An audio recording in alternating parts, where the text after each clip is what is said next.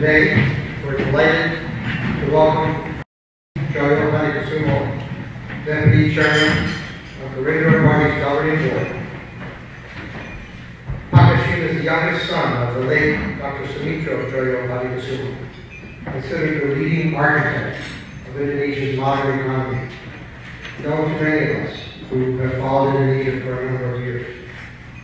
Hashim is also a well-known Indonesian entrepreneur and a successful businessman. Formerly an investment banker, he owns 2 agribusinesses and is chairman and president of the nation's petroleum, and that's only the ones that were mentioned in Google. So, he graduated from Pomona College in Claremont, California with a degree in political science. He's something of a Renaissance man, and just knowing some of it, he is a Renaissance man. His interests include preservation and conservation, rainforests, wildlife sanctuaries. He can talk to you about rhinos, orangutans, tigers, as well as the Indonesian economy and political scene as equally. He also chairs the Djojohadikusumo Foundation, which promotes social activities in education, children's health and well-being, and cultural heritage preservation in such areas as Javanese and Indonesian linguistics and anthropology. Hashim is the brother of Lieutenant General retired Prabowo Subianto, leader of the Gerindra Party. He co-founded the party with his brother in 2008. The Gerindra stands for Gerakan Indonesia Raya, or Great Indonesia Movement. It is one of the 2 new parties to pass the threshold test in the 2009 elections, enabling them to be seated in Parliament. And I think they'll tell us a little bit about how the electoral system works and the legislative system in his talk. If not, we can bring it out in the questions and answers. General Prabowo is a potential candidate for president of Indonesia in 2014, as I guess most of us realize. Various Indonesian polls consistently rank him as one of the leading potential candidates.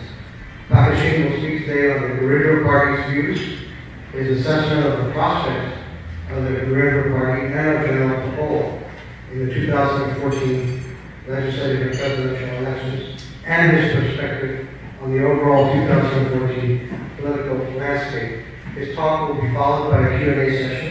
Please join me in welcoming Hashim Djojohadikusumo.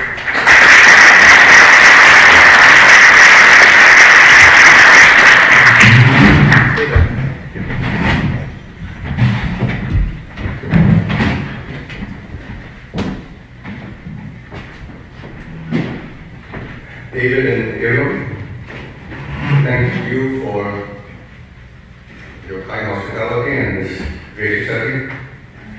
Also mention Mrs. Masters, Ali Masters, for being with us here today. And our kind regards and affection and love to Ed, who I understand is recovering from a medical condition. Ambassador Roy, for gracing this talk. Thank you very much. Ambassador Paul Cleveland, wherever you are. Oh, you were here, yeah, right. So we have many ambassadors here today, so I feel a bit honored. I wear many hats, as David mentioned. Today I'm a politician. I never thought in my younger days that I would ever be a politician. I'm a businessman, proud to be a businessman. I'm a capitalist, and proud to be a capitalist. One of my other hats is I just became appointed chairman of the Jakarta Zoo.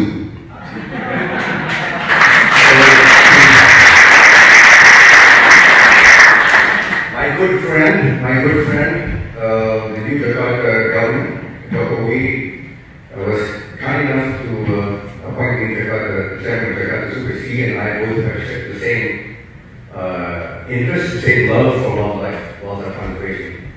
And this is something that I put into the platform of Gerindra. The Gerindra Party is the only party in Indonesia which seeks to actively promote and preserve wildlife conservation. So tomorrow I'm meeting Dennis Kelly, the head of the Smithsonian Zoo, wearing my other hat as chairman of the Jakarta Zoo.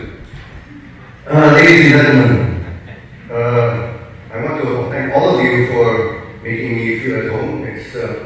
The weather is almost like Jakarta. I think it's worse than Jakarta.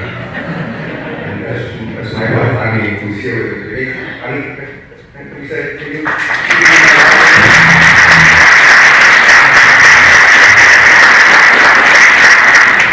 Ani loves the cold and the snow. And she loved living in Europe with me for 12 years. She came back in 2010 and she started complaining about the weather. And of course, everybody complains about Jakarta traffic. Okay, so in a way we feel rather a pleasant difference from being in Jakarta. Now, ladies and gentlemen, I've been asked to keep all my remarks to 30 minutes.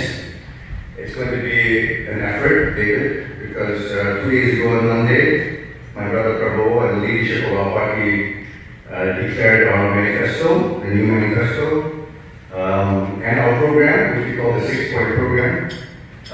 They took 2.5 hours. 2.5 hours, not including, part of it was an hour and a half Q&A session with Prabowo. So you've asked me, and I will try my best. I will try my best, and if I miss anything, and it's inevitable because of time constraints, I will be missing something.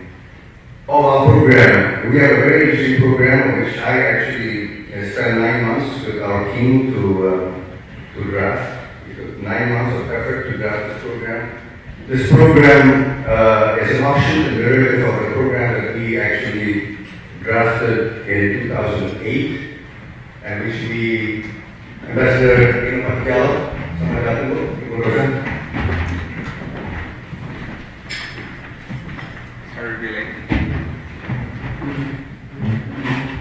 It is a month of Ramadan, so we thank Ambassador and his gracious wife for being with us. Now, I understand I'm the fourth politician to address you, or address USINDO. I'm the fourth politician. The first one was my friend, Gerindra Party, who I think addressed you a year and a half ago. He's the leader of the Gerindra Party. The second person was His Excellency Rajasa, the leader of the National Mandate Party, or PAN, as we say in Indonesia, Partai Amanat Nasional.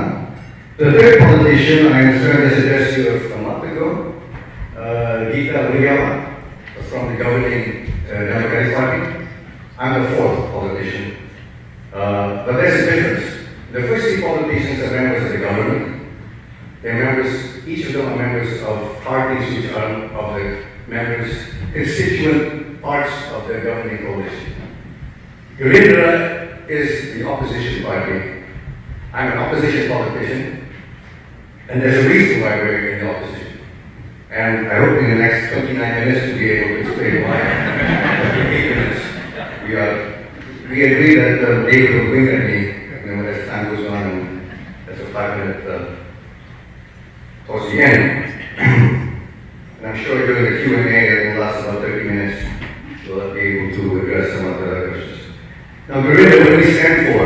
Why did we set up this party? We set the party, we founded the party on the 6th of February 2008.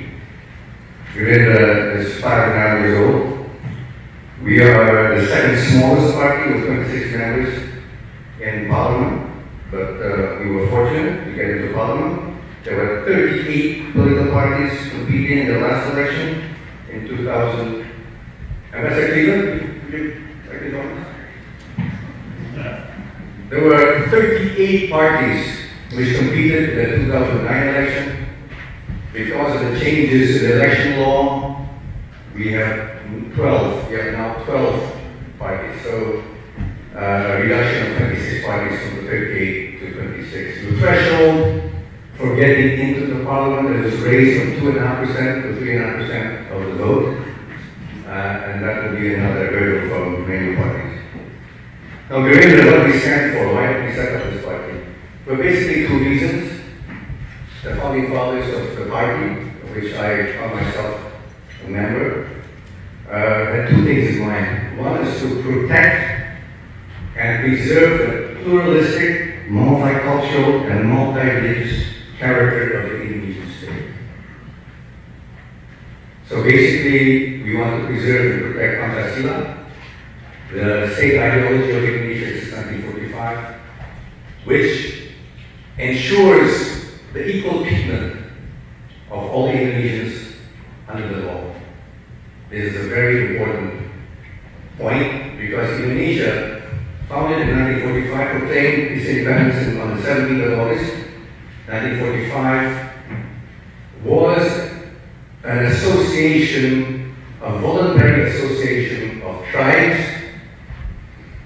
cultural entities, and religious groups. We were a voluntary association of tribes, ethnic groups, religious groups, all united by what was basically a social contract. And the social contract was necessary as a voluntary act because in 1945, Indonesia had no army. Unlike the United States in 1776, when you had a continental army, Indonesia had no army then. The army was set up on the 5th of October 1945, 6 weeks after the proclamation.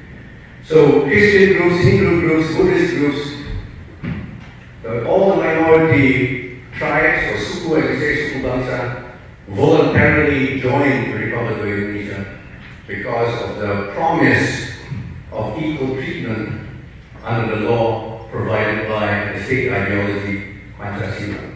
This is a very important point because we at Gerindra, Prabowo, myself, and others felt that the underlying underpinnings of Indonesia was and is and will be threatened in the future by extremist forces preying and misusing and abusing all the centrifugal forces of a multi-ethnic state such as ours. Indonesia, as you all know, I don't want to dwell on this again, but we have, I think the last count I saw, we have at least 500 languages, 500 or more tribes, we have 6 major religions, all united on 17,000 islands. The last count I saw 17,000, 6 major islands. Difficult to keep united. And when you have examples like the Soviet Union, Yugoslavia, Sudan, I say Canada, I say Bangladesh, I say Sri Lanka, when you have all these centrifugal forces resulting in the dissolution of great states, we believe that preserving Pancasila as a state ideology is of utmost importance. So that's the first part of Gerindra's raison d'etre. That is why these are happening. To preserve and protect for generations to come a multicultural, multi-ethnic, multi-religious state under the law. A Christian, a Buddhist, a Hindu would feel the same way that a Muslim would feel that this was their fatherland, this was their motherland, Tanah Airku. Hence the importance of Pancasila and the survival of Pancasila to underpin the social contract that we have. The Christians, the Hindus, the Buddhists all joined Indonesia voluntarily because they were promised that under Pancasila. The second pillar of Gerindra is to promote and implement policies to uplift Indonesia's poor. And what we call in Indonesian ekonomi kerakyatan, loosely translated as the people's economy, but basically and essentially focusing on policies to uplift Indonesia's poor. That's the basic way I can translate it. Maybe other Indonesians can translate it in a different way. It's basically to realize the full potential of Indonesia, given its abundant natural resources and its geographic position in the tropics, including but especially abundant rainfall, and I will go on this later. The main focus of the second pillar of Gerindra is the preservation of Article 33 of the Indonesian Constitution of 1945, which, and and I will quote in English, that the land, the waters, and the natural resources within the Republic of Indonesia shall be under the powers of the state and shall be used to the greatest benefit of all the people. So this underlines the second pillar of Gerindra's philosophy. So what are the problems Indonesia faces? Again, I'll try to say this in 25 minutes, or 22 minutes, David. I identified, and ladies and gentlemen, I think our flyer has been distributed to all of you in English. It's English translation of the detailed, very detailed 3-page program that was announced by Prabowo and our other colleagues on Monday evening, just 2 days ago. Very detailed, but basically, I've identified the following salient points. There are many problems we face, but these are the 6 major ones that we have identified. One is the threat posed by fundamentalist radical groups attempting to change the character of our state. Gerindra is very concerned about the rising intolerance that we see in Indonesia today. 400 churches have been closed or burned down in the last 10 years. Hindu temples, Buddhist temples, Ahmadiyya, the mosques have been attacked. And just 2 weeks ago, the Shiite village of Sampang in Madura, the villages were forced to relocate, involuntarily or involuntarily forced to relocate to another area. These are native Maduris on the island of Madura. These are not settlers, these are not settlers from other islands. These are native Maduris whose only crime was to be members of the Shiite sect of Islam. Now in Indonesia, the Shiites number less than 0.5% of the population. The Shiites are a mainstream Orthodox Islamic group, numbering I think 35% of all Muslims are Shiites, but in Indonesia only 0.5%. But, and this is, and this is not an attack on the government, but the current sitting Minister of Religious Affairs stated a year ago that he thought that the Shiites were a heretical part of Islam. He considered Shiaism heresy. I understand that the Iranian ambassador got furious, he was quite furious. So was the Iraqi ambassador, and so was the Syrian ambassador. They all three were angry because our Minister of Religious Affairs called the Shiite branch of Islam heresy. But gentlemen, ladies and gentlemen, this is just symptomatic of the problems that we face in Indonesia. When a mainstream part of Islam is considered by the sitting Minister of Religious Affairs to be heresy, then you can imagine how the other minority religions feel. I'm a Christian, I'm a part of the Protestant denomination. My sister is Roman Catholic. Haji Prabowo is a Muslim, that's our family. We've always been a multi-religious family. We have no problems with that, and many other Indonesians are the same way. You can imagine how religious minorities in Indonesia feel when the Shiites are branded as a heretical part of Islam. And of course, then the Ahmadiyya, it's debatable whether they're Muslim or not. It's not for me to say. But with their welfare and their position in Indonesian society has been physically threatened, physically attacked on numerous occasions. And unfortunately, the law enforcement authorities of Indonesia do very little to protect them.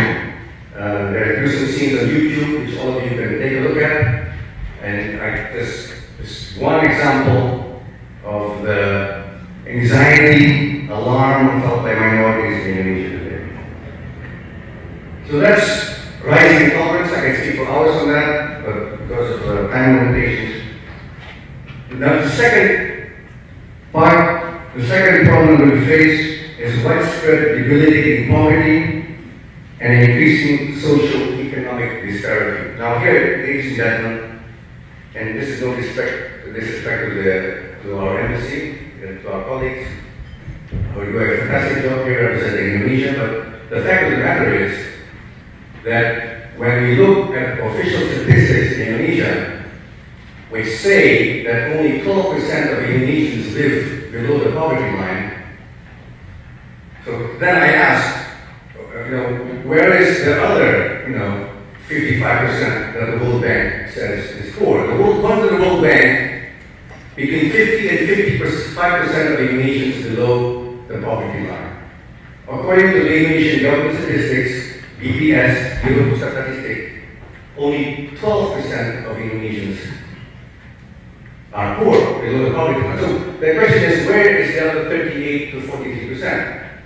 Well, ladies and gentlemen, the fact is that there is another category in the Indonesian statistics, they're near poor. There is 38 to 43% of the Indonesian population are considered near poor, hampir miskin. According to the World Bank, they're poor. The difference is the Indonesian government has put a threshold of 70 cents a day, or 7,000 rupiahs, as the threshold for poverty. The World Bank uses a $2 a day or 30,000. So you can imagine that, in fact, in my opinion, in the opinion of Gerindra and many other colleagues, the fact is that 50 to 55% of the Indonesian people are poor and live in appalling conditions which affect their daily lives. So 120 million people are actually poor, not the 30 million that we see in official government statistics. We have, as a third problem, depleting energy resources. Depleting energy resources. Our oil will disappear in 12 years. Our natural gas will disappear between 30 and 35 years. And our coal will disappear in about 70 years based on current usage. Now, the problem is, what does Indonesia do when oil runs out, our gas runs out, and our coal runs out? What do we do? That is a major problem, ladies and gentlemen. The fourth area of concern to Gerindra is the population explosion. One of the results of the fall of the Suharto regime was basically the dismantling of the family planning program. The family planning program was considered one of the successes of the Suharto regime.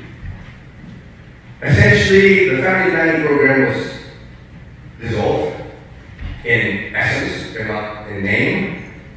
What we see now is an explosion of the population. We estimate between 1.6% to 2% as the population growth per annum. We have to find the means to feed 5 million new mouths every year.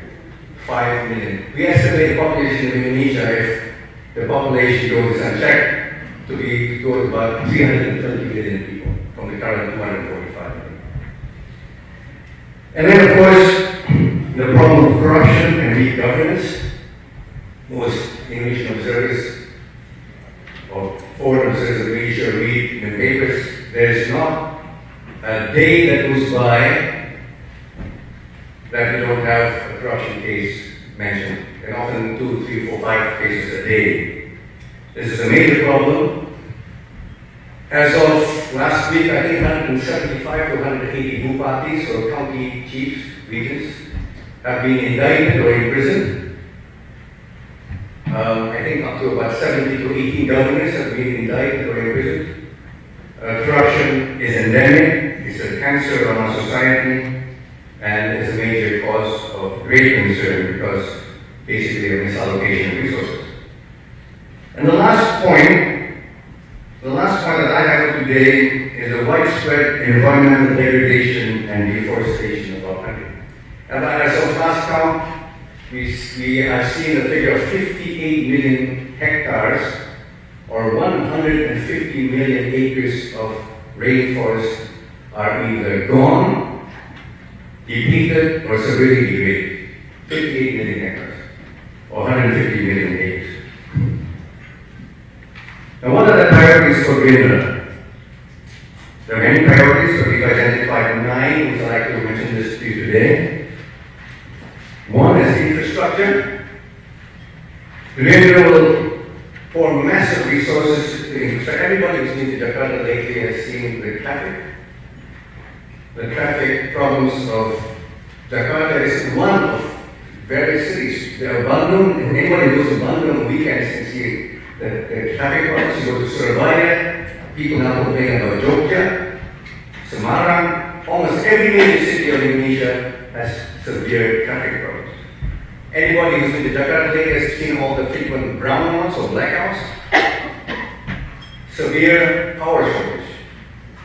A severe problem with ports, airports, seaports, a problem with mass transit, and the list goes on and on and on. We will concentrate heavily on infrastructure, including all those to do with transport, but especially on electric power. We have great resources. Indonesia has their greatest resources in terms of geothermal resources, which to the credit of this current government is being affected and implemented today. The second area of concern and will be a priority for Gerindra is agriculture. As some of you know, my brother Prabowo has been for the last 9 years president of the National Farmers Association, and as president of the National Farmers Association, he's become very well-versed and literate in all manners of agriculture, and especially agricultural problems. The fact is that Indonesia is an importer of almost all agricultural items, and this is a cause for great concern. The problem is that the current government devotes very little resources in terms of the budget towards agriculture. According to the latest budget, 2014, the government has only allocated less than 1% of its budget for agriculture, for a sector which provides a livelihood for up to 60% of our population. 1% of our budget, national budget, is being allocated for a sector which provides livelihood for up to 60% of our population. Just think about it. And think about the gross injustice that the farmers feel. The third is healthcare. Healthcare, including the introduction of the family planning system. I have with me today a headline of the Jakarta Post. Jakarta Post, dated the 11th of July, that's last week, 5 days ago, 6 days ago.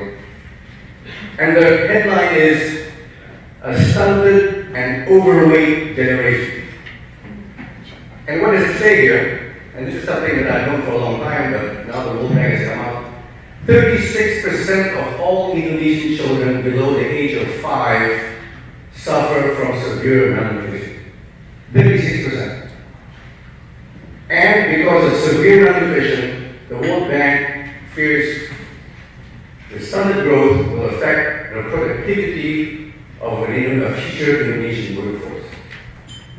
36%. 28% of Indonesian children under the age of 5 living in Jakarta, in DKI, 28% of what we call balita, 5-year-olds and below, suffer from malnutrition. 28% of Jakarta children under the age of 5. 56% of the children of NTT, which is Timor, Flores, Sumba, 56% of children under the age of 5 living in NTT suffer from malnutrition. And the list goes on and on. This is, in our opinion, scandalous for a country with huge resources. And this has portends ill, ladies and gentlemen, this portends ill for the future of Indonesia. If you're talking about a vibrant, young population, if 36% of the young population of Indonesia in the future are stunted growth and malnourished in their toddler years, in their infancy, it has great implications for their productivity. And it's in their World Bank study, which was announced and disclosed in this and was disseminated last week. This is an area of concern for Gerindra. We have a detailed program. We intend to build a hospital in every one of the 502 municipalities and counties. We think it's doable, the funds are there. I will tell you in a few minutes where the funds will come from. Education. For any businessman, foreign expatriate businessman, who's ever received lately a resume, a job application, I think you know what I mean. I've received hundreds of applications from graduates of Indonesian universities and schools, and I can tell you that the level and quality of their resumes, the level and quality of their job applications in the Indonesian language, if not the English language, is much to be desired. It's appalling, frankly. It's appalling and shameful that I would say 95% of the job applications that I get don't meet the standard that was the standard maybe 20 or 30 years ago. And I think it shows ill, and I want to cite a case of a study of 40 national educations around the world, 40 done by the Pearson Group of the UK. Indonesia was ranked at number 40. Of 40 countries rated by the Pearson Group, Indonesia's national education system was rated at number 40. Finland was rated number 1. The United States was rated number 17. South Korea was rated number 2. Singapore was rated number 5, Japan rated number 3, and Taiwan was rated number 4. Indonesia was rated number 40 out of 40. I was not surprised, and neither were many of my friends. Fifth, environmental protection and rehabilitation. We intend, immediately when we get power, is to immediately reforest Indonesia, but in a biodiverse way. I know some of you are alarmed, thinking of maybe palm oil, right?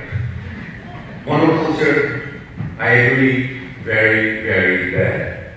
We have a way, and we have a method to reforest Indonesia in a biodiverse way, based on a miracle tree called the palm sugar tree. And the Latin scientific name is Arenga pinnata. I would urge some of you who are interested to go on Google and look up Arenga pinnata. It's a palm sugar tree which is native to Southeast Asia. People have studied this for 25 years. This tree will produce a bioethanol, a juice, a sugary juice, which through a process can produce a bioethanol, which can provide the fuel for transportation, for cars, for planes, for ships, and for power stations, and will be sustainable and forever. All we need is the sunshine and rainfall, and that's why I mentioned the abundant rainfall. Countries without rainfall, sufficient rainfall, will have a problem with this tree. However, Indonesia is blessed with abundant rainfall, and this is a means by which we will reforest Indonesia. The target will be 10 million hectares in the first 5 to 10 years, eventually to reforest all of Indonesia's 58 million hectares of degraded land. Each hectare will be planted with up to 1,100 species of trees and plants, and will produce 20 tons, minimum 20 tons of ethanol per hectare per year.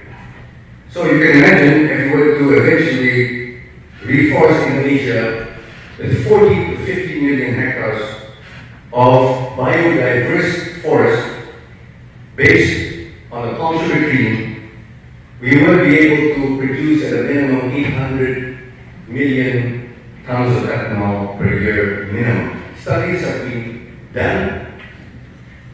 Last studies were done by the Netherlands government. The Netherlands government, the Ministry of Economic Affairs, did a validation study which proved the concept.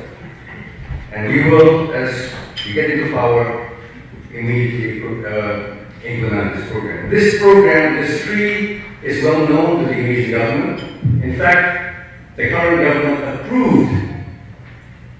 approved this tree to be planted all over Indonesia.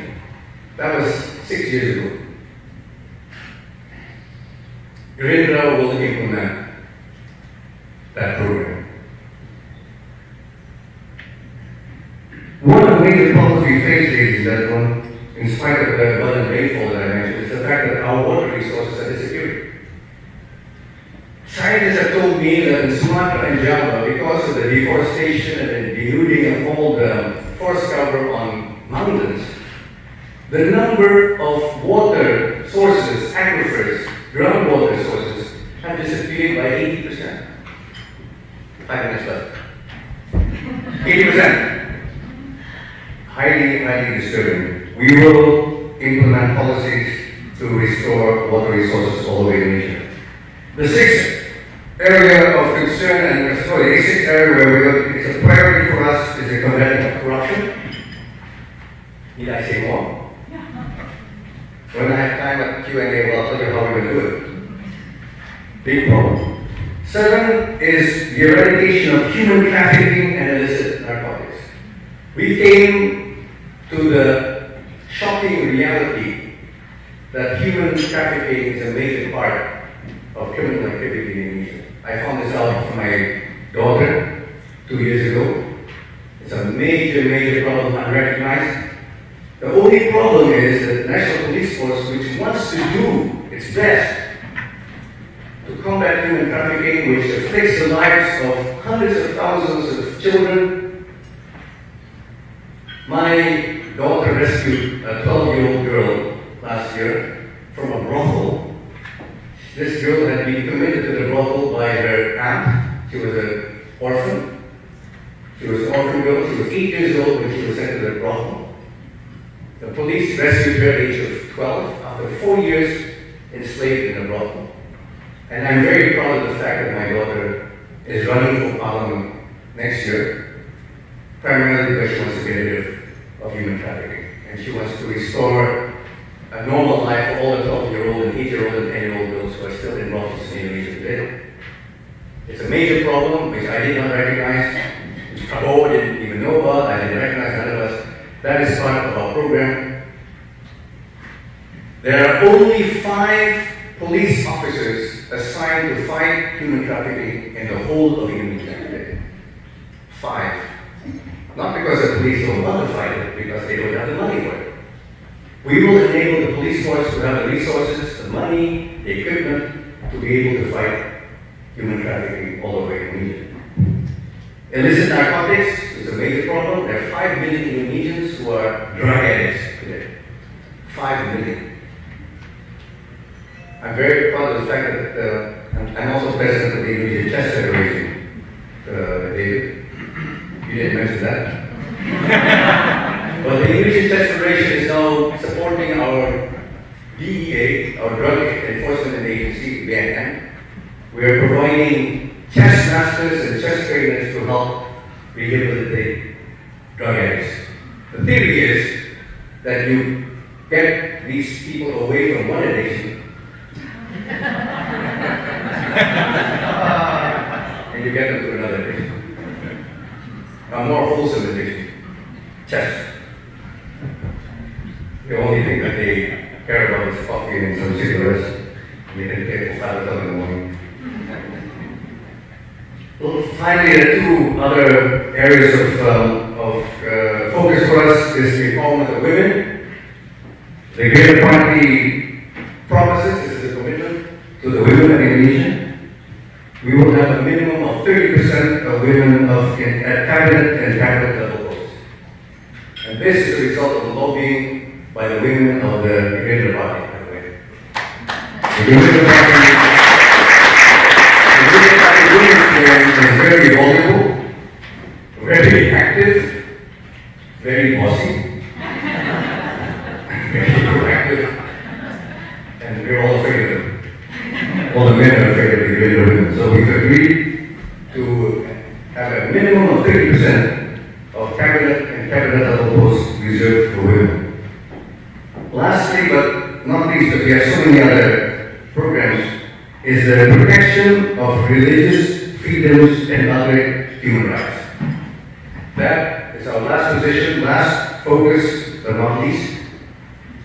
They're all of equal priority, of equal importance for the Gerindra Party. Now, how are we going to do this? And you're always asking, it's going to cost a lot of money, how are we going to do this?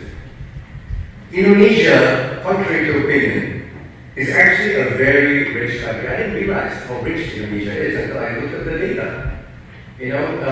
I've always been told by people, we don't have money for this, we don't have money for that. We're a poor country, we don't have money for anything. We don't have money for rhino protection, we don't have money for tiger protection, we don't have any money for wildlife protection, we don't have money for libraries, we don't have money for anything. Well, the truth of the matter is, ladies and gentlemen, that Indonesia has a lot of money. Indonesia is a very rich country. We actually don't need any foreign aid. We really don't, in terms of money. The fact is that Indonesia and Pakistan, and I'm sorry if any Pakistanis here, Indonesia and Pakistan share the dubious distinction of being the two countries with the lowest tax collection rate in the world. It's a fact. Indonesia and Pakistan have the dubious distinction of being the two countries with the lowest tax collection rates in the world. Pakistan is more or less 10% of GDP. Indonesia target for this year was 11.7%. The Director General of Tax just announced a few weeks ago that he cannot make the target of 11.7%. Ladies and gentlemen, our neighbor and ASEAN ally, Thailand, 3 years ago reached a target of 16.7% of GDP. And according to the same study by the World Bank, Zambia in Africa reached a level of 16% of GDP. So you don't have to be a rocket scientist to do all the sums. The basic arithmetic. If we were to reach from 11.7% to 16.7%, which in my opinion is doable, is to be done by the Thais. The Thais are our Southeast Asian brethren, they're members of ASEAN. We can get technical assistance from the Thais, I'm sure. We can get technical assistance from the Zambian government, I'm sure. With Zambian technical assistance, we can reach 60%. With Thai government assistance, we should be able to get 16.7%. Now, what does it mean, ladies and gentlemen? The numbers are staggering. With a GDP of $900 million, I was told, which is supposed to be this year, you can just basically, if we were to reach the Thai level of tax collection, it would mean that we would collect 5% of GDP in tax a year, right? Which means $45 billion of tax revenue a year. The money is there in Indonesian society, it has to be collected. The fact is that only 10% of Indonesians pay tax. There are 40 million households in Indonesia. According to the government, 40 million households, 245 million Indonesians divided by an average of 6 per household, 40 million households. Now, if you accept the premise that 50% of Indonesians are poor and therefore need not pay tax, and I accept that premise, then the other side of the coin is evident that 50% of Indonesians should pay tax. That means that 20 million of households should be paying tax. And the fact is that at the moment, only 4 million tax numbers exist. Now, the tax number, NPWP, nomor pokok wajib pajak, as all Indonesians here in this room know, is the number of the tax card which every Indonesian should have. Unfortunately, only 4 million households carry the NPWP, which means that 60 million Indonesian households don't pay tax. 60 million households which should be paying tax are not paying tax. That, in the opinion of my friends, the opinion of Gerindra, and the opinion of many tax experts, is where we'll get the 5%. Without raising the tax rate. The tax rate is very fair, in my opinion, 30% for individuals, 25% for the corporate income tax rate. One of the good things that the current government has done is to lower the tax rates. You know, I'm a capitalist, I like those tax rates. And without raising tax rates, but with getting more of the Indonesian public to be the tax net, we will be able to find another 5%. Now, 5% of GDP over a five-year presidency adds up to $225 billion. $225 billion of tax revenue to be collected. That's the aim, and that's the aim of Gerindra, and that's the aim of President Prabowo. We will get extra revenue through a fair, equitable sharing of the pie. $45 billion of taxes to be collected from people who don't pay tax at the moment, without raising tax rates. So those Republicans who are here, don't feel alarmed. We will not raise the tax rate. Russell, Freeport. We may have to negotiate other things. Tax rates are fine. I mean, take Freeport paid $2.5 billion in tax last year. Good for Freeport. Russell. Good for Indonesia. Good for Indonesia too. And lastly, David, I know you're getting nervous. We will undertake, as part of Gerindra, we call the big push. Prabowo likes to call it the big push. So the big push will be a tax collection. We're going to hire a lot of tax inspectors, and we're going to go and collect the taxes which should be paid fairly, fair taxes by all Indonesians. Okay. The second part of the big push is massive investments in infrastructure. I talked about that earlier. Reforestation, biofuels, and food production. That will be the second part of the big push. And then there are other secondary areas as equally important. You know, the Republicans, if you have too many priorities, everything becomes a priority, nothing is done. So we have to be selective. Prabowo told me and our friends that basically the well-being of Indonesia rests in the hands of one department. One department holds the key to Indonesia's success as a country or failure as a country, and that's the tax department. The tax department holds the key to Indonesia's future. I agree with you. We've got to revitalize our tax department, we've got to get those taxes. And frankly, ladies and gentlemen, with $45 billion of tax revenue a year, over 5 years, we won't need any foreign aid. We will be able to give aid to other less fortunate countries. Anyway, that's the dream that we have at Gerindra. Lastly, reforestation, I mentioned that. We're going to have a massive program of reforestation of palm sugar, cassava, and there's a whole multitude of other crops which can produce biofuels. Food production, creation of food estates will be a major priority. We hope to plant 10 million hectares in the beginning, initial stage of a Prabowo presidency, based on the palm sugar reforestation model, and 6 million hectares of rice and other food crops, which we think and we understand from food experts, agronomists and so forth, is highly doable and highly feasible. And we hope to be able to produce jobs, between 1 to 4 jobs per hectare of bioethanol and of rice.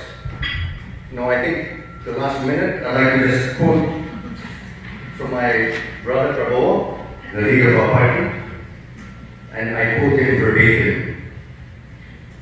I was brought up with the motto, who dares wins.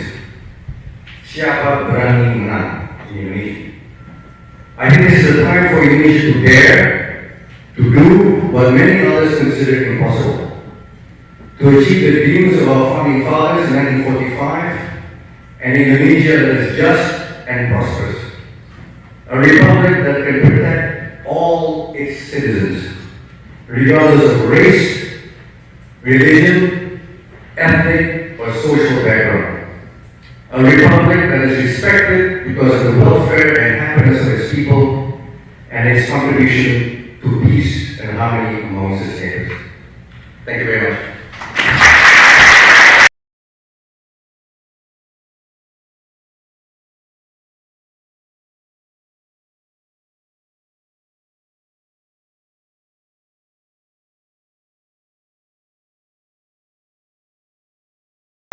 I know this is a matter of concern among potential investors and current investors. Indonesia, Gerindra is and will be a pro-investment party. Remember, I'm a capitalist, Murray, and there are a great number of capitalists in the Gerindra Party. We are not a socialist party, but we do feel that FDI should have a high degree of reciprocity. And what do I mean by this? There's a lot of unhappiness among Indonesians, including Gerindra, that free trade has not been there has not been enough or sufficient reciprocity in free trade, especially in services. One particular concern is banking and insurance. If and when you go to Indonesia, you will see foreign banks everywhere. Everywhere. I was in Kediri 2 weeks ago, in the town of Kediri in East Java. I was proud of the fact, but also concerned that I saw the foreign bank branches all over Kediri. HSBC, ANZ Bank, Maybank, OCBC, UOB, in the town of Kediri. Now, there's a bank, Murray, there's a bank called CIMB Niaga, which is a Malaysian bank, with 2,000 branches in Indonesia, with no restrictions as to whether to get rupiah or dollar deposits. The problem is that Indonesian banks, Bank Mandiri and BNI, don't have the same privileges in Malaysia, where we have 3 million legal and illegal immigrants, or illegal and legal workers. I don't know, Pak Dino, I don't know what the latest figure is. Last count, I was told there were 3 million. 3 million Indonesians living in Malaysia deserve to have the right access to Indonesian banks, the way that Malaysians have in Indonesia. So that's one, and by the way, CIMB Bank is one of many, many banks with the same privileges. The problem is we don't have the same access, the same level of reciprocity in Malaysia. We don't have it in Singapore, and we don't have it in China. Bank of China, ICBC, the two of the biggest banks in China, have branches in Indonesia. They have open access. Our banks are restricted to Shanghai. They're limited to dollar deposits. They cannot go into yuan or renminbi business. Completely restricted by the People's Bank of China. So this is the sort of thing where we have rising resentment, frankly. I resent it. I'm also resentful of that. But it's more in terms of in the services sector. Now, on extractive industries like Freeport, Gerindra is committed to do its maximum processing of commodities within Indonesia. Russell, take note. Gerindra is determined and will implement policies to have maximum value added in Indonesia. Now, does it make us nationalistic, patriotic? I think it's reasonable. There's no reason why our extractive industries could not build more of its value added in Indonesia. Now, the problem is, and I realize this, Russell, and a lot of my friends are in the mining industry, The problem is that implementation of this value added currently undertaken has not been realistic. You know, manganese producers in Timor complained to me that they would like to have value added, but there's no electricity in Timor, or Sumbawa, or Flores. So what should happen is that the government or government incentivized private businesses should be given the privilege and the right and access to build the infrastructure that I mentioned earlier. So one of the problems, and we are cognizant of the complaints by the private sector and by the mining industry, there's not enough infrastructure, there's not enough power, there are not enough adequate port facilities, there's not enough of the handling facilities. All those things are correct. We recognize that. That is just a major problem which has to be corrected, but that will be done by a Gerindra government. Okay, Murray, I think the second thing was, I forgot. I mean, I'm sorry, you mentioned the second thing. Relations with the U.S. Relations with the U.S. I mean, ladies and gentlemen, you know, Prabowo graduated. I think he's the only candidate. I don't know, maybe Gita. Did Gita graduate from an American school? Yeah? Okay, so Gita, who I understand is going to run for president, and Prabowo is the other candidate who graduated from American school. So what does it mean? It means that Prabowo is very pro-American. He's been to American high school. He went to American grade school. I mean, you know, he's been going to American school all his life. He went to Special Forces. He was in Fort Benning, Fort Bragg. You know, I'm pro-American. Until recently, I was an investor in California in a big way, in the oil business. Yes, the U.S. will be a privileged partner with the Gerindra administration.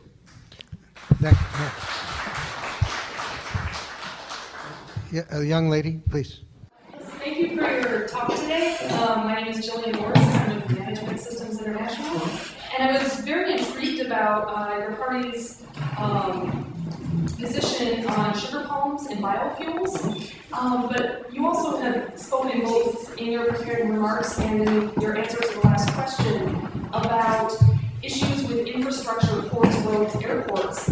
And so I was wondering how Gerindra was planning to make sure that the infrastructure first to process these biofuels that could be produced from the palm sugar trees are in place, and how you will be able to move them effectively throughout all of the islands of Indonesia so that they can benefit the country's people. So if you could speak a little on that.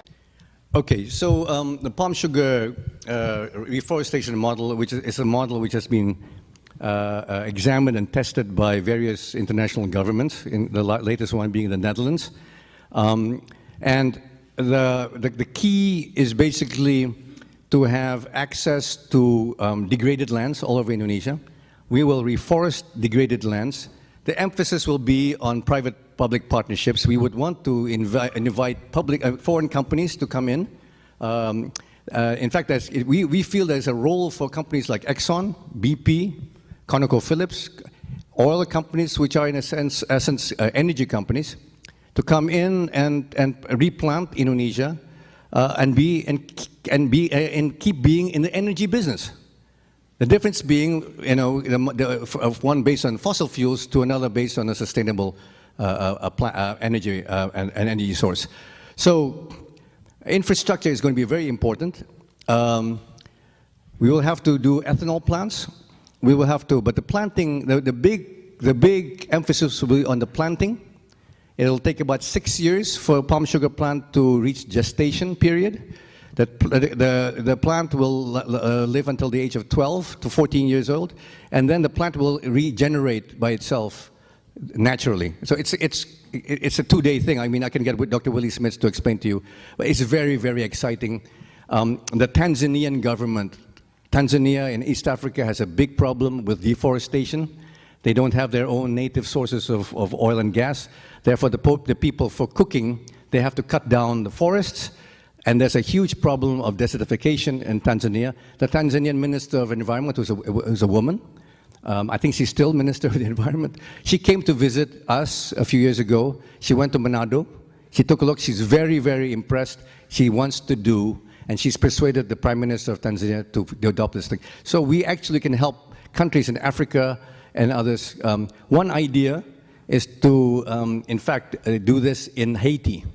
Now, some of you who know Haiti, I don't know Haiti myself, but I've heard from people, I've seen pictures and documentaries. Haiti is a country completely denuded of forest. There's no forest left. It's all basically desert. And it's a great cause of flooding and other calamities. Haiti is one possible candidate to do this. So this is something exciting, I think. The African countries are interested. Obviously, we want to do it in Indonesia, and we think we can export it too. We have a partner called the Brenningmeier family, a very prominent Dutch family, one of the wealthiest families in Europe, who are actually partnering with us to do something, and they want to do this in other parts of the world. So it's very exciting. Thank you. Sean Levine, the Indonesian Analysts Marriage Group. It's good to see you again. Very interesting and bold plan that Gerindra that you presented to us today, but that's going to require a very bold and decisive seventh president of Indonesia. And in order for someone like Pak Prabowo to actually be elected, he's going to have to be nominated first. So really the question I have is maybe not as exciting, but what do you think is a possibility that in October, Parliament's going to take up the discord or the discussion again about revising the presidential election law or the election law and trying to revise down this 20% threshold? And if the parties, particularly the big three, PDIP, Golkar, and Partai Demokrat, don't agree, what parties do you think that Gerindra will consider partnering with after the election in April, parliamentary elections? Thank you. Well, actually, Sean, we are realists. We are assuming that the law will not be revised. We are assuming that the 20% threshold will be maintained. But we're not pessimistic. I mean, the latest polls show that we're actually one of the top three. I mean, I've seen 2, 3, 4 different polls. Explain the 20% threshold. All right, ladies and gentlemen, apparently for those who don't know and don't follow the Indonesian electoral law, and most of you and most of us don't follow, there is a threshold of 20% with which to nominate, by which a presidential nominee can be nominated for president. So 20% of the seats in parliament, which means essentially getting 112 seats or more, or 25% of the popular vote. So if somebody can muster at 25% of the popular vote, one can be nominated or else be nominated by a combination of parties or one party with more than 20% of the seats in parliament, which means 112. But we're optimistic. I mean, our late numbers, and these are numbers which are done by reputable polling firms, show us at between 18 and 22, 23%. I think the lowest was 15%. And so we're optimistic. We're optimistic. Now, which parties I have to tell you, I can't mention names, but there are some people who you read in the papers who are talking to us actively in trying to be our partner or partners. But I'm not liberty to tell you. Okay? Thank you. Okay. Yes. Chip Barber. I'm Chip Barber of the State Department. I'm the forest chief there. Our office also, my colleague Alan Shaw is here. I think that with you on Sunday wearing your rhino conservation hat. So we're also the office working on that. My question is about agriculture, forests, and land tenure in the degraded lands. As you well know, we talk a lot about expanding agriculture and reforesting and things like that. In all the degraded lands areas, so of course there are these lots of conflicts and overlaps. Those kinds of concessions, the state's role there, local communities have been there a long time, and a lot of investors and others have said this is, how do we get past that problem? Because long-term investment requires some sort of clarity. I'd be interested in your views on that. Thanks. Very good point. In fact, I'm glad to tell you that I was instrumental in changing the law, Chip. And this is on the law governing forest concessions, HPH. As some of you know, HPH, forest concessions. Most of the 58 million hectares of degraded forest is actually on forest concessions. Now, until recently, until 2-3 years ago, concessions had to be reforested based on a certain model of reforestation, which basically was monoculture. I mean, if you wanted Meranti, and we got the law changed. We got the Minister of Forestry, Zulkifli Hasan, to change the law, which is a ministerial decree, which allows for what is called silviculture. So in fact, we are now allowed, and I'm about to embark this year on reforesting my concession. I have 173,000 of hectares, of which about 120,000 hectares is degraded because there were 2 fires. You recall in 1983, there was a big fire, and in 1997, there was a big fire. These 2 fires destroyed a lot of Indonesian forests. So the law has changed. We are now able legally to replant using a silvicultural model of reforestation, which means what? Which means, in our case, we will reforest between 60 to 150 species of trees, in some areas up to 1,100 species of trees. And the whole idea is not only to do timber, but also to plant these sugar-secreting trees, the palm sugar tree, but also to be able to plant fruit trees. Now, why is fruit trees important? Fruit trees sustain wildlife. Now you can understand why I got involved, because I actually helped draw the regulation. So wildlife will be able to be sustained by fruit trees, and fruit trees will be able now to plant together with all the timber trees and others. So we will have cassava, palm sugar, timber, Meranti, agatis, and all the others, up to 150 species, in some cases 1,100 species of trees. So we think that we will be able to restore the habitat for the wildlife of Indonesia, which, as you know, some of the species are in danger of extinction. Next question, please. My name is Sonia. Thank you so much for listening. So I'm really interested that you were speaking earlier about, you mentioned about religion radicalism in Indonesia, that you faced that. So in 2010, I have a book, Ilusi Negara Islam, if you hear that. And then we launched here English version is The Illusion of Islamic State. We have 27 researchers from all of the states in Indonesia, or governor in Indonesia, and then all this report is that religion radicalism is increased very significant rapidly. So my question is that how make the people, our folk or our government aware about the issue? The radicalism, the religion radicalism exists, very real. And then the second question is how we again face the radicalism in Indonesia. Because this is I think this is a really real major problem in our country. Thank you. By the way, I'm Sonia from Global Peace Foundation. Thank you. Thank you, Ibu Sonia. You're absolutely right. But you know, the key is political will, Ibu Sonia. The key is kemauan politik. There must be a political will by the government to stand up to these movements. I mean, you know, it's all very well to have to talk, but one has to have action, and that's one of the problems. There's a a great awareness among the Indonesian public of this problem. But it needs political will and needs a reaction from the powers that be. Now, I just give you an example. At the Ministry of Agriculture, which is controlled by the PKS, Pak Dino, yeah? 73, in the last 9 years, 73 Christian government officials have been fired from the Ministry of Agriculture, and none have been replaced. In fact, at this very moment, there are no Christian government officials in the Ministry of Agriculture. That tells you something, doesn't it? It must tell you something. That if this is allowed to continue, you know, unrestricted, you can understand what I mean.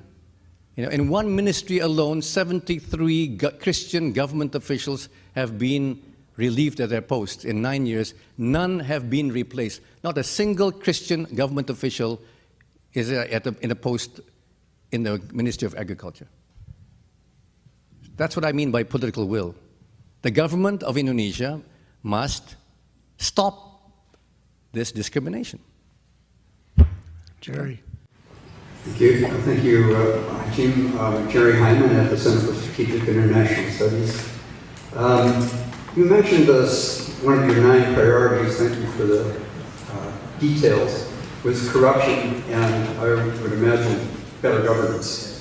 I wondered if you could, you were pretty explicit about all of the other 8 priorities, but not so explicit about that one.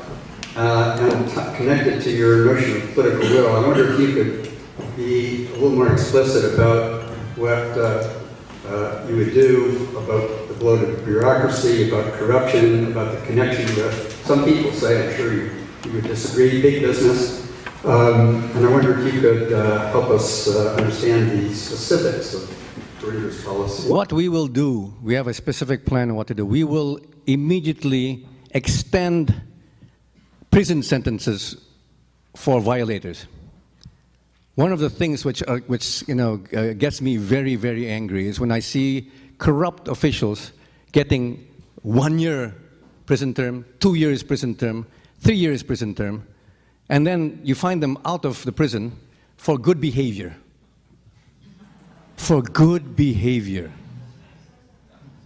There's one legislator by the name of Angelina Sondak.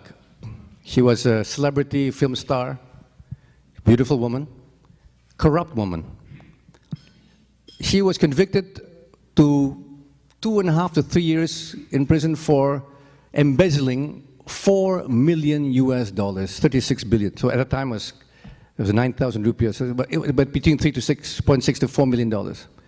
She was convicted of embezzlement, fraud, corruption. She was sentenced to 2.5 or 2 years in prison, 3 years. She was detained for a year before that. She'll come out soon. What got me and my friends really angry was the fact that she was fined $200,000, which meant that she's allowed to abscond and keep the other $4 million. She was convicted of fraud of $4 million. She was fined $200,000. Now, can you imagine where the $3.8 million is? That got me really angry.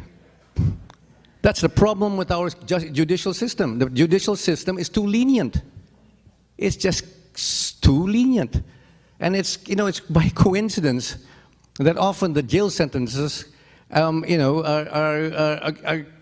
parallel to the amount of time that they spent in prison waiting for trial. So if a person is in trial for 1 year, then they get sentenced for 1.5 years within, and then 6 months for good behavior, and they're out again, I've been in quite numerous wedding receptions. I see people who I thought were in prison, and they were waiting in line with me. They were waiting in line with me. I said, my God, I said, I was talking to my, I said, I thought he was in prison. No. And he saw me, hey, Pa Hashim, how are you? I'm damn angry, that's what I am, I saw that 2 weeks, 3 weeks ago. I don't have to mention who's the name, Pa Dino. But I got so angry. I said, and he looked at me and he's smiling, he was put in prison for embezzling $2.3 million. 23 billion rupiahs. And need I say more? Okay, so what I'm saying is we're going to be very tough on jail sentences, extremely tough on jail sentences. We're talking about 10 to 15 years minimum prison times. That's one way to. I don't really believe, when people are talking about the death penalty. I'm on my conscience doesn't. Too many innocent people have been sent to their deaths in numerous countries. I don't believe in. For me, I'm a God-fearing person. It's the Almighty who will decide, and send. So I don't believe in the death penalty, but I believe in severe discomfort. Somebody proposed that one of my next part of my program as chairman of the Jakarta Zoo is to provide facilities for corrupt officials, and that's quite appealing actually. I maybe actually put it there. But okay, the second thing is this. The second is we have to be cognizant the fact that many of the judges and policemen and the prosecutors are very, very poorly paid. I think a judge is paid 6 million rupees a month, yeah? A regular judge is paid $600 a month. $600 a month. This is human nature, and there's a lot of temptation, and it's not for me to judge. But I think that we have to increase salaries for law enforcement officials. And then there are other things that we can do as well. We've exceeded our time. If anyone has to leave, they can leave quietly. That's fine. These will be the last 3 questions. Please, Jessica. Hi, my name is Jessica Darnellan from the World Resources Institute. Thank you so much for your very energizing talk. You mentioned in your talk about the quality of resumes of Indonesian graduates. I was fortunate enough to study University of the United States, and my interactions with my fellow graduates from those graduates from abroad is that they often seek employment elsewhere other countries, and we seem to find there is a lack of incentive to seek employment back home in Indonesia. And I was wondering what your thoughts are on this, and how would you address this issue? Thank you. I think one of the things we have to do is reintroduce foreign language education in the Indonesian curriculum. The state of English education in Indonesian schools is appalling. And we have to, I think, give special allocation of funds for foreign language, whether it's English. My inclination is to introduce English and Mandarin Chinese language education into our schools, but primarily English, and then of course Japanese and others, and maybe Arabic as secondary. But the state of our language education is appalling, And then one other thing which I'd like to cite. There was some articles about the state of our Indonesian education. I mentioned to you about the Pearson study. But there's another study called the PISA study, which measures the educational aptitude of students around the world, 8th grade students around the world, and they measure between levels 1 to 5, 1 to 6. Unfortunately, most Indonesians fail to attain level 2. Most Indonesian 8th graders only reach level 1. Level 1. Unlike many, in fact, our educational system is rated the worst in terms of 8th grade education, and I have the study to show it to you here. But we have to do many things in the educational system. I mean, and one of them is to improve teacher salaries. Teacher salaries are in most places very bad. In Jakarta, in the city of Jakarta, in DKI, in fact, teacher salaries are quite good. I have to admit that teacher salaries are quite good, and were good even under the previous governor. So that is, but we have 34 provinces now in Indonesia, and most provinces have very bad educational systems. So yeah, if I could, we are rated the lowest next to the Philippines. The lowest aptitude among student performance among all East Asian countries other than the Philippines. We are ranked 36 out of 59 countries surveyed, and PISA ranks Indonesia 50th out of 57 countries in science and education. So it's not a good state of affairs. Please. Thank you for your talk today. My name is Ewan from the Brookings Institution. Can you elaborate on how Gerindra will tackle human rights issues?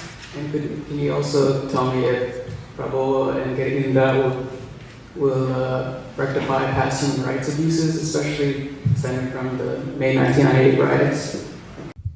Okay, thank you for that question. I was anticipating that, by the way. I'd like to say that if there is any rectification, it should not be selective. So, I mean, my only response is that Prabowo would like to be treated fairly, especially by the media, and it should not be selective. So, it's not only one person who's in the spotlight. There were a lot of others who were not on the spotlight. So this is something that I think all of you to be aware. My brother was a 2-star general, where there were a lot of 3-star, 4-star, and there were 5-star generals also in 1998. And all I can say is, one can say one man's kidnapping is another man's rendition, So not to be selective, it has to be fair. I think Prabowo has had a very bad press. He's much maligned. He has his weak spots. One of his weak spots is a hot temper. That I know for the last 59 years of my life, being the target of his temper for most of his life. But no, and what will Gerindra do to rectify that? We will do what has to be done. And the government of Indonesia, the past 3 governments of Indonesia have had the opportunity to rectify anything. If there needs to be some rectification. What will we do in the future? We will promote, as I said, as my 9th point, promote active protection of human rights. It's not only civil rights or political rights. The freedom of worship is a fundamental human right, sir. And as that lady Ibu Sonia just mentioned, it's a sentiment, the sentiment of alarm, of anxiety, of fear among Indonesian religious minorities, including moderate Muslims, by the way, that needs to be protected. So yes, we believe in human rights, we believe in civil rights, we believe in the freedom of worship and political rights. Human rights is not only the domain of politicians or pro-democracy activists, it's the domain of ordinary human beings who want the freedom of worship free of fear. Last question. Mr. Goulardi, Mr. Goulardi is an Ed Masters Fellow studying under a USINDO program here in the U.S. Thank you so much, Emerson. My name is Goulardi, and I will be studying at the University of Virginia School of Law this fall. Thank you very much, Hashim, for your presentation today. I am very much interested in trying to know Gerindra's program in education system, sustainable Indonesian education system, bearing in mind that the last curriculum of 2013 has drawn a lot of criticism, and that Indonesian curriculum has changed a lot in the past years that confuses the students and also the teachers. And I would also like to know whether the current Indonesian education system is emphasized only on what and but not on how. So what is being appreciated is only the result of the process. It can be seen from the national examination or other examination that is using the multiple choices instead of essays. That is different to, for example, like a system in the IGCSE in United Kingdom. And I would like to know your view, or the Gerindra view on this matter. Thank you very much. We at Gerindra have studied the experience of other developing countries. One of them, which I much admire, is the Republic of Korea, South Korea. There's a reason why Korea has produced Samsung, LG, Kia, and countless other Lotte. There's a reason, and the reason is, in my opinion, and opinion of Prabowo and many of the leaders of Gerindra, is because of the outstanding education system, which was just borne out by the Pearson study, which I mentioned earlier, the second best educational system in the world. Now, in 1960, I think the World Bank did a ranking of countries. In 1960, Indonesia, Ghana, and Nigeria ranked above Korea in the level of economic development, if I'm not incorrect. We ranked above, Nigeria, Ghana, Indonesia ranked above the Republic of Korea. And now we see, which company competes with Apple around the world. It's not Toshiba, it's not Philips, it's not Fujitsu, it's not Panasonic, it is Samsung Electronics. There's a reason for that, okay? And that's because of the educational system, in my opinion, and opinion of many other people. Now, there are many, many things that Gerindra will do from day two of being in power, from day two. One is, and this is something which I think is shocking to many of you, who don't know that textbooks in Indonesia are some of the most expensive, if not the most expensive in the world. Ya, Pak Goulardi. Textbooks in Indonesia are very, very expensive. And you know the reason for that? The reason is because textbooks are considered a luxury item, barang mewah. In the nomenclature of our customs department, textbooks are considered on par with my Mercedes-Benz. My Mercedes-Benz. I have an S-Class Mercedes-Benz. I pay the same tax for textbooks that I pay for my car. Now, on day two of coming to power, our Minister of Education will abolish all import duties on textbooks coming into Indonesia. It's a simple act. The Minister of Finance, which controls both the Director General of Taxation and the Director General of Customs, can instruct both departments under him or her to reduce the import duty from, I think, 200%, I think it is, or 100%, to zero. That will immediately reduce the cost of education in Indonesia today. It will immediately, I guarantee you, Pak Goulardi, it will immediately reduce the cost of education. The second thing we'll do is we're going to forbid the publication of of sort of the printing of textbooks for at least 5 years. There is a racket going on. It's a racket.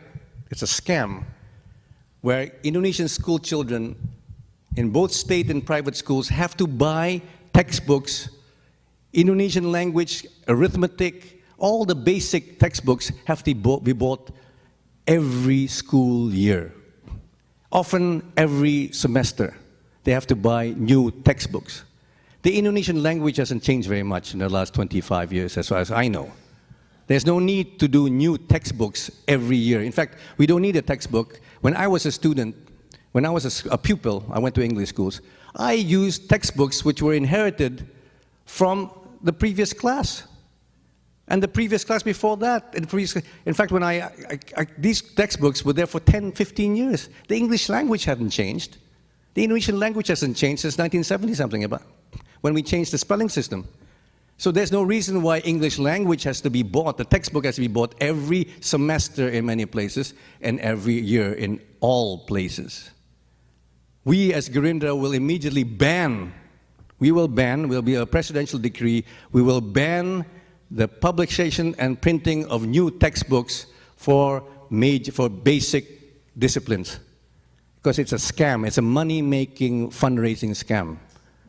The printing and publication of textbooks in Indonesia today is a huge business, by the way, enormous business, but it makes it expensive for poor children to get a decent education.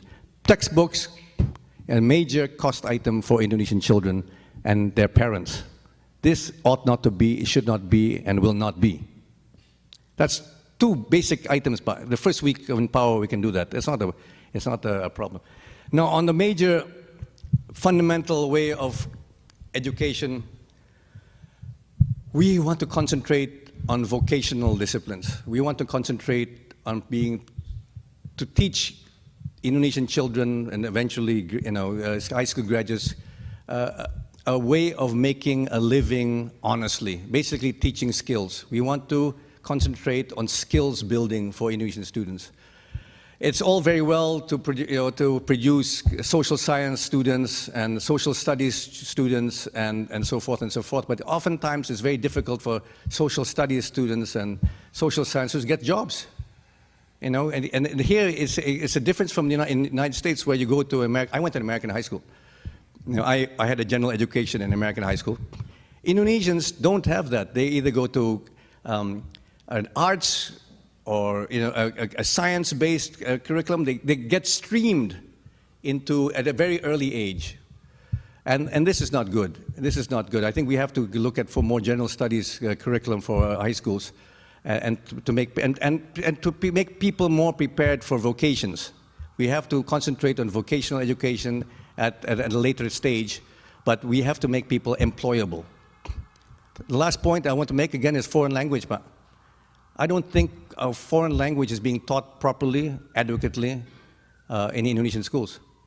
And you can see that, I can hear that from all my foreign friends when they try to hire people, they try to hire English-speaking graduates. And the problem, they complain to me, I don't know, Russell, I mean, what your experience is, but the experience of my expatriate friends is that a lot of Indonesian graduates don't speak proper English.